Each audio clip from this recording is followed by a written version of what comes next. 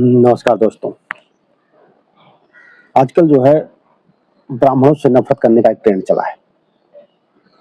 जिसको कुछ नहीं मिलता वो ब्राह्मणों पे आके, जैसे कोई ब्राह्मण कोई घंटा हो आकर बजा कर चला जाता है। पर ब्राह्मणों ने आज तक किया क्या है, लोगों का नुकसान कितना किया है, क्या किया है लोगों से?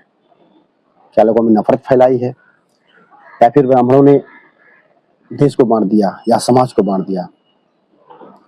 तो एक मित्र हैं संदीप शर्मा जी, डॉक्टर संदीप शर्मा, उनका एक लेख में देखा, उसमें उन्होंने लिखा है, जब ब्राह्मणों से कोई लेना देना नहीं रहा तो ब्राह्मण से सबको नफरत क्यों है? ये लिखते हैं डॉक्टर संदीप शर्मा। जब से सृष्टि की रचना हुई है, ब्राह्मणों ने तो शासन ही नहीं किया है। सतयुग में क्षत्रियों ने शासन किया, त्रेता युग में भी क्षत्रियों ने शासन किया, द्वापर में भी क्षत्रियों का शासन रहा है। आया कलयुग, उसमें मुस्लिमों ने शासन किया, कुछ क्षत्रियों ने भी शासन किया, और फिर अंग्रेजों ने एक लास्ट रहा है जो इस पर अंग्रेजों ने शासन किया। आजादी के बाद अंबेडकर और संविधान शासन कर रहे हैं। अभी उनका ही शासन है, क्योंकि अंबेडकर ने संविधान लिखा है तो उनका ही शासन है। अब वर्तमान में 2 गुजराती खरीद रहे हैं और 2 गुजराती बेच रहे हैं। कहीं भी कभी भी ब्राह्मणों ने सत्ता संभाली ही नहीं। ये तो सही है, 100% सही, इसमें कुछ भी नया नहीं है जो उन्होंने लिखा है। ब्राह्मण ने हमेशा भिक्षा दी, शिक्षा दी और दीक्षा का काम किया। किताबों में भी हमेशा लिखा होता है, देयर वाज ए पुअर ब्राह्मण, मतलब किताबों में भी एक गरीब ब्राह्मण की ही कथा लिखी होती है। आप पढ़े होंगे, छोटे छोटे बच्चों को कहानी के तौर पर जो है किताबों में आता है, ब्राह्मण को गरीब दिखाया जाता है। जब ब्राह्मण ने कभी कुछ किया नहीं तो लोग ब्राह्मण से नफरत क्यों करते हैं? ब्राह्मण भी ही बनना चाहते हैं। ब्राह्मण कभी एकजुट भी नहीं हुआ है। ये सही है कि लोग ब्राह्मण बनना चाहते हैं, पर ब्राह्मण बन के रहना इतना आसान नहीं है।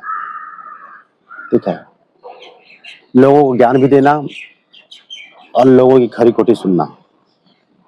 ब्राह्मणों ने शिक्षा दी है लोगों को और भिक्षा पर जीवन यापन किया है। तो आगे लिखते हैं,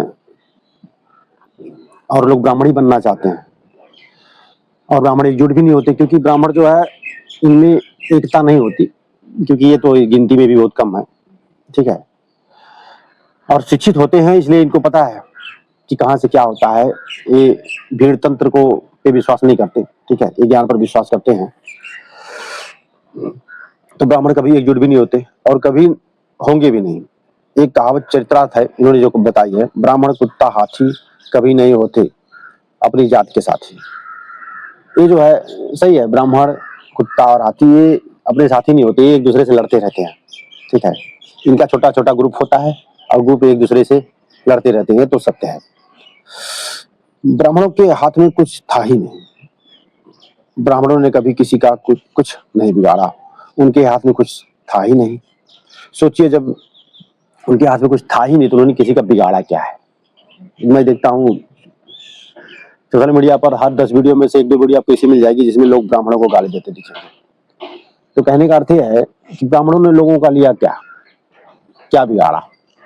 क्या ब्राह्मणों ने जो है समय समय पर देश बांट दिए, या ब्राह्मणों ने जो है लोगों में एकता नहीं होने दी? कहते हैं कि ब्राह्मण जब तक शिक्षित है और शिक्षा बांट रहा है तब तक जो है देश की सुरक्षा देश के हाथ में है, क्योंकि जब जब ब्राह्मण बगावत पर उतरा है देश का विनाश ही हुआ है गिनती में कम, पर इनके पास इनका सबसे बड़ा हथियार होता है शिक्षा, जो हर जात के लोगों को चाहिए।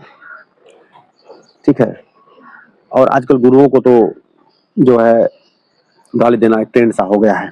लोगों को लगता है हम पढ़ेंगे और ज्ञान आ जाएगा। नहीं, ज्ञान जो है ना दया भाव से आता है, ज्ञान जो है संस्कार से पैदा होता है।